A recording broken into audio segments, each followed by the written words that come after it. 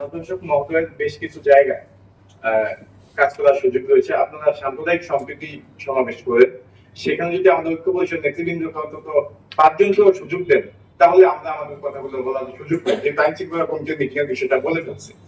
আরেকটা বিষয় হচ্ছে আমাদের নামযোগ্য অনেক অনুষ্ঠান হয় সারা জেলাব্যাপী একটা মৌসুমে ওয়াজ মাহফিলের মতো। তো ওই সময় আমরা আমাদের নেতৃবৃন্দদের পকেট থেকে যতটুকু পারি তাদেরকে সাহায্য সহযোগিতা করি, এটা অনেক খরচ। তো আমরা যদি আপনার কাছে আসি, সেই দিকে যদি আপনি একটু আর্থিকভাবে সহযোগিতা করেন সব অনুষ্ঠানগুলোতে, তাহলে আমরা মনে হয় আমরা মুখটা বলতে পারবো যে আমাদের জেলা পরিষদ মধ্যে আমাদের পাশে আছে। ইতিমধ্যে আপনি যথেষ্ট আন্তরিকতা দেখিয়েছেন, আমরা এসেছিলাম প্রধান শুভেচ্ছা বিনিময় করতে, সেখানে যে আপনি মত বিনিময় করার যথেষ্ট সুযোগ দিয়েছেন, এই জন্য আবারও আমাদের ছাত্র জেলা যুব ঐক্য পরিষদের পক্ষ থেকে আপনাকে শুভেচ্ছা অভিনন্দন জানাচ্ছি এবং আমি আমার বক্তব্য শেষ করছি। ধন্যবাদ। আমরা সবাই অপেক্ষা করি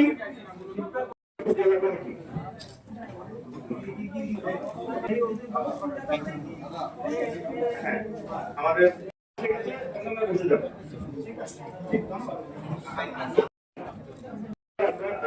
এরপরে আমার সুযোগ দিব আমার